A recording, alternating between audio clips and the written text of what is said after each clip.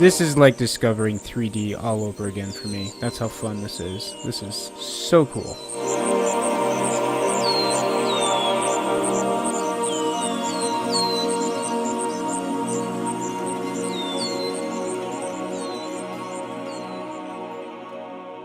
These are just some of the results that I'm getting with my latest project, the Gable House in Unreal Engine 5. We'll talk about more of my results in just a bit, but first let's talk about how I got from my highly detailed interior V-Ray scene to here, real-time Archviz animations in Unreal Engine 5. You've seen my V-Ray scene with all the interior detail built in this video.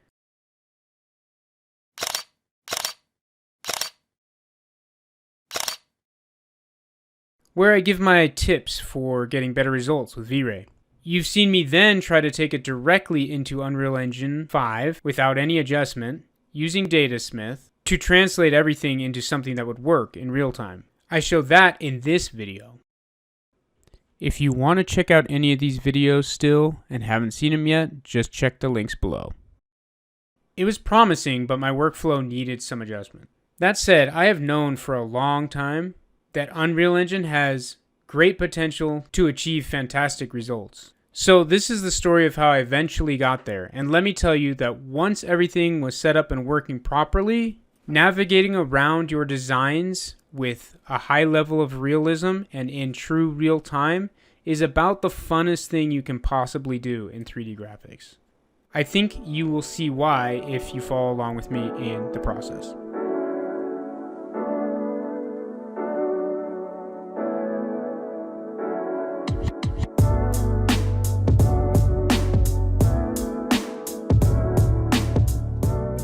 First thing I did with this project is pick up right where I left off previously. I took the Datasmith import that I finally got to work from before, and I started trying to set up cameras and renderings directly from there.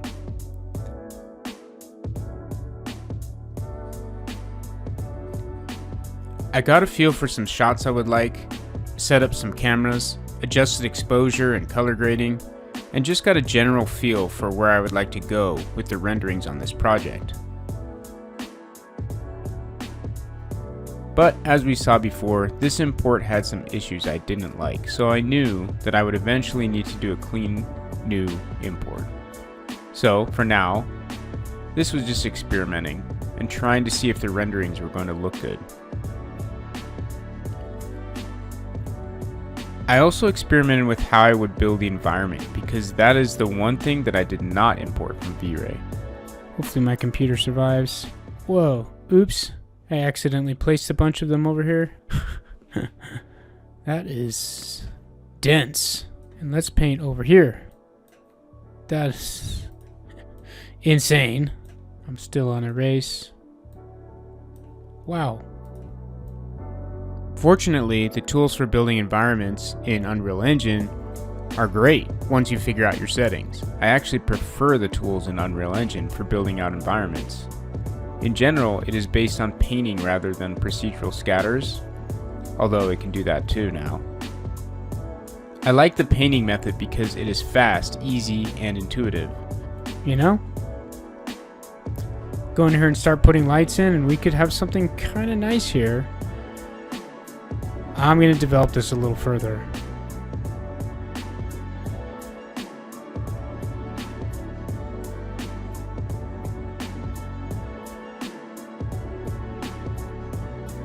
Another key element is the Megascans trees, which are excellent and free.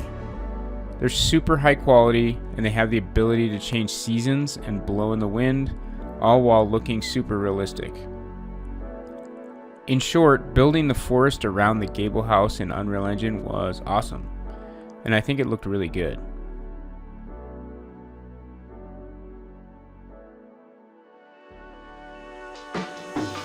Of course, when talking about building environments in Unreal, you can never forget the power and convenience of having a vast Megascans library available to us.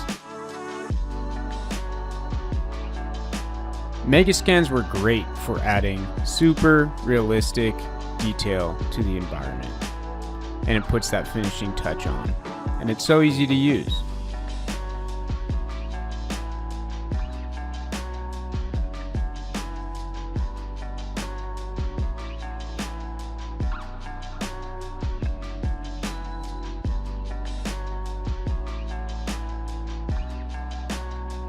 Once the forest was all built and I had my imports mostly working in my experiment scene, I also experimented with the fog and an HDRI to find the right overall mood of my scene. I think overall everything was coming together nicely in my eyes.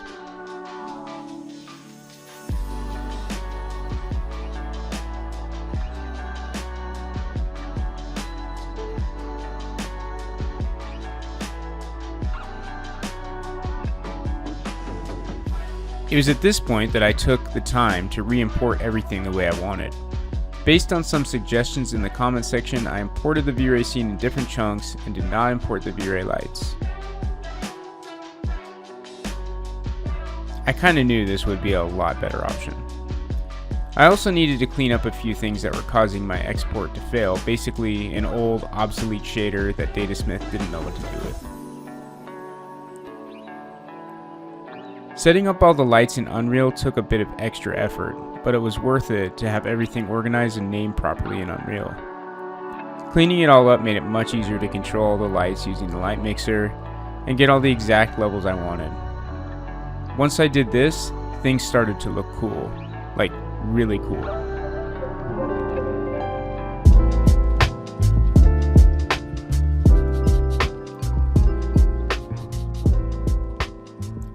I also really dug into mega scans and added a ton of detail, focusing on decals, really high quality rocks and gravel, just all the little elements that really made the environment look great.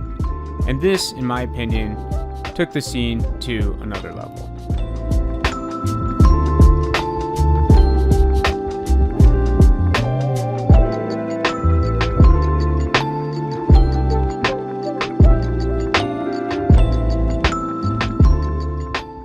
Like I said, once I got to the point where I thought everything looked good, it became really fun. And I arrived here. Okay, since this scene, to me, is looking incredible. I love this. This is like walking through my imagination in real time. It is so cool. It's smooth, everything looks really good. Megascans is incredible, the decals are awesome. This is like discovering 3D all over again for me. That's how fun this is. This is so cool.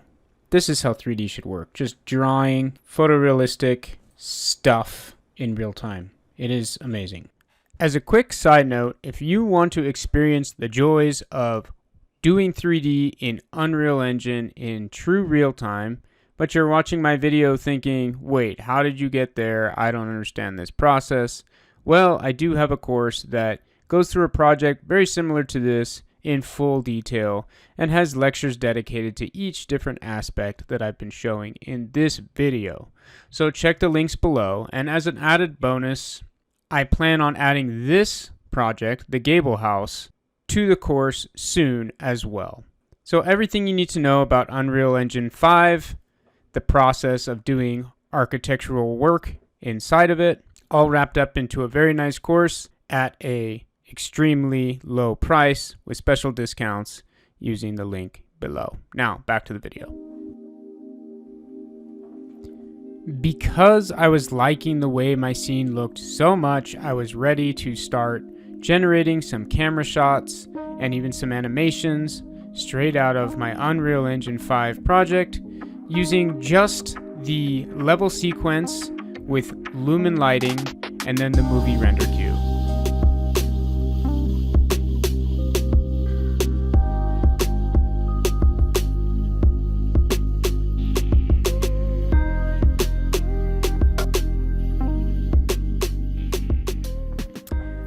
Okay, so what do we do here? We need to set up a level sequence, right? So in our level sequence, we'll just add this camera into there, which is Cine Camera 1, or 0, actually.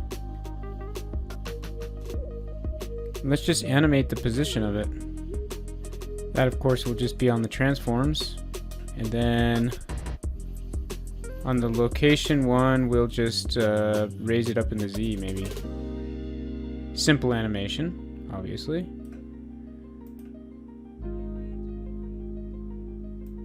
Okay, let's get one more camera and try that. Yeah, this one's gonna be good. Let's make this longer again and add another camera here.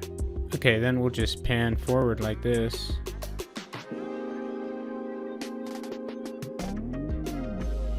Right there, and then hit the transform keyframe again.